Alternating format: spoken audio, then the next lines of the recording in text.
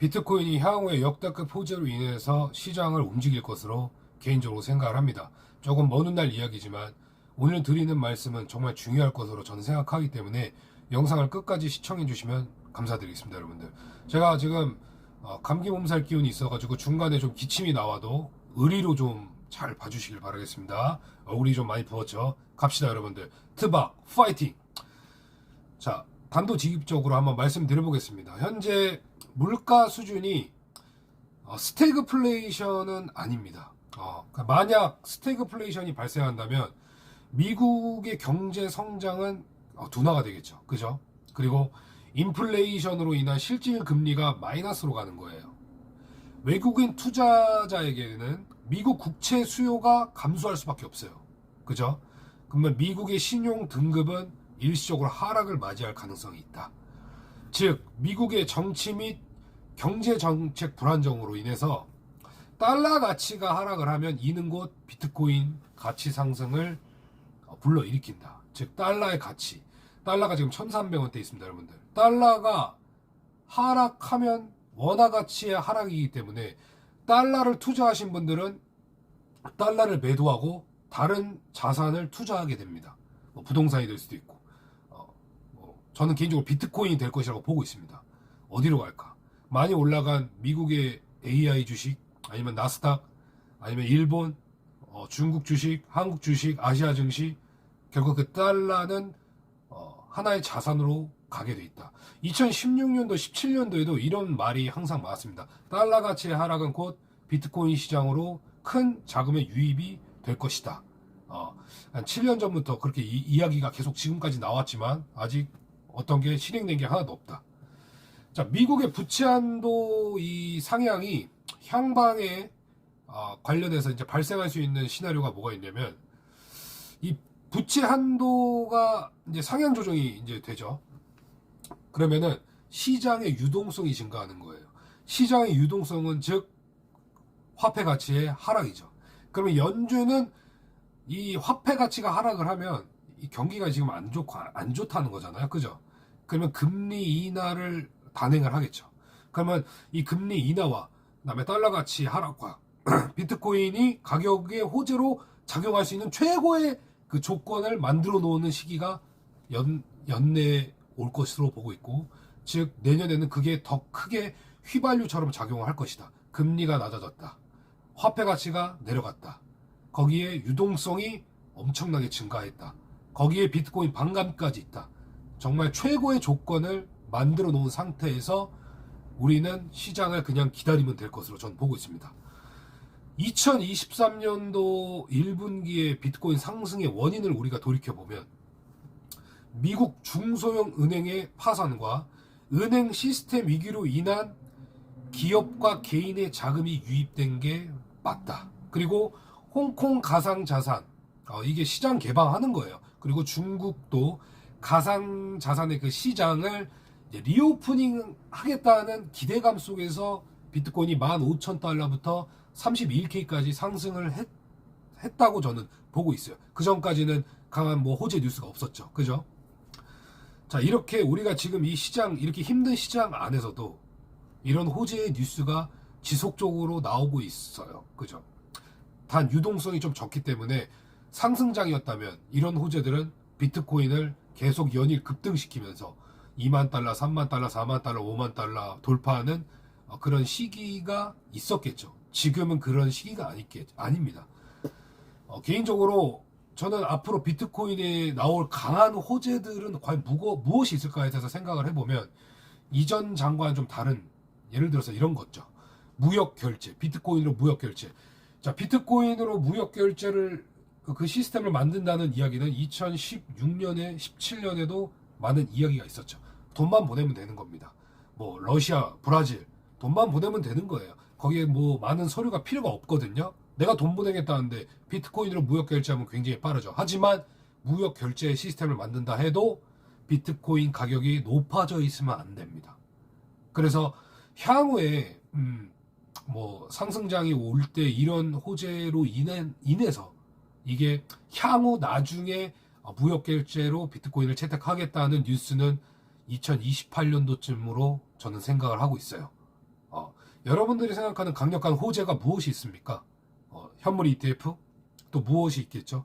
뭐 주식 시장처럼 어떤 제도권 안에 들어와서 비트코인을 담보로 대출을 받아가지고 다른 투자 상품을 투자할 수 있고, 이런 것들은 벌써 준비가 다 돼가는 과정 속에 있기 때문에 이거는 훗날 재료일 뿐이지 역대급 강력한 호재는 되기가 힘들다. 제가 생각하는 역대급 강력한 호재는 국가가 비트코인을 채택하는 거, 그 다음에 무역 결제 시스템, 뭐 어떤 국가와 국가 간의 결제 시스템이 비트코인으로 채택이 되는 것이 좋을 것 같다. 이거는 CBDC와는 조금 무관하다고 저는 생각하고 있습니다. 나중에 CBDC에 대해서는 제가 조금 더 공부를 한 뒤 여러분들한테 좀 알려드리겠습니다. 저도 공부의 시간이 좀 필요합니다. CBDC는 단순히 간단한 문제가 아니기 때문에 공부가 좀 필요한 거죠. 자, 그리고 현재 비트코인 차트를 보면 27,600달러에서 밀리면서 지금 또 매물대를 깨고 내려온 상황이거든요. 그래서 제가 영상에서도 말씀드렸다시피 수렴 위의 상단을 돌파해서 지지가 안 나온다면 더 밑으로 하락할 가능성이 있다. 그리고 부채한도 협상이 선 반영을 했기 때문에 시장에 지금 어떠한 호재가 없고 별다른 이슈가 없고 뭐 왜 하락하는지도 알 수가 없는 상황이 지금 놓여져 있다. 그럼 우리는 이제 불안감에 휩싸여 있고 또 다른 호재를 기다리고 있을 수도 있습니다. 또 다른 호재는 사실은 지금 터진다는 것보다도 비트코인이 강한 장대 양봉으로 뚫어내면서 숏 공매도 세력을 한 번은 갈아치울 그런 6월의 모습이 나올 가능성이 굉장히 크다. 왜냐? 우리가 지금까지 흘러온 시간을 보면 어떻게 보면 아직도 엄청난 상승을 바라지 않고 있고요. 많은 가격이 상승이 했다고 한들 또다시 하락으로 갈 것이라는 심리적인 작용이 크기 때문에 바로 이런 부분에서 숏 공매도 세력이 기회를 잡아가지고 이제 큰 하락을 맞이할 것으로 생각해서 공매도 포지션이 굉장히 많이 자리 잡을 가능성이 있습니다. 숏이 너무 들어가죠. 숏이 많이 들어간다면은 그거는 숏 커버링, 그래서 위에 이 숏 세력이 싹 정리될 가능성이 있습니다. 그러면 순식간에 양봉이 나오고 나서 그 양봉이 잘 지지를 못 해준다면 이거는 하나의 이벤트로 봐야 된다. 숏 치지 마라 니네. 언제든 내가 마음만 먹으면 비트코인 차트 그리면서 가격을 올릴 수 있다라는 것을 투자 시장에서 계속 보여줄 겁니다. 그리고 비트코인은 여러분들 차트의 의존을 좀 꽤 해야 됩니다. 뭐 차트 무시하는 게 아니라 차트의 흐름이 굉장히 정직한 경우가 많아요. 그래서 왜냐하면 비트코인 같은 경우에는 역사가 짧기 때문에 과거 차트도 길지가 않아서 되게 우상향 차트잖아요. 로그 차트로 보면 어느 부분에서는 하단부를 지지하면서 계속 올라왔죠. 그래서 지금 가장 강력한 하단부는 25,000달러입니다. 25,000달러 부근을 잘 기억하시면 될 것 같고, 그 부근을 건드려도 상관이 없고요. 내려오면 여러분들 그냥 마음 놓고 분할 매수하시면은 좋은 결과 있을 것으로 저는 생각을 하고 있습니다. 자, 우리는 항상 시장에서 호재를 기다리고 악재가 왔을 때 좀 멀리하고 싶은 마음이 커요.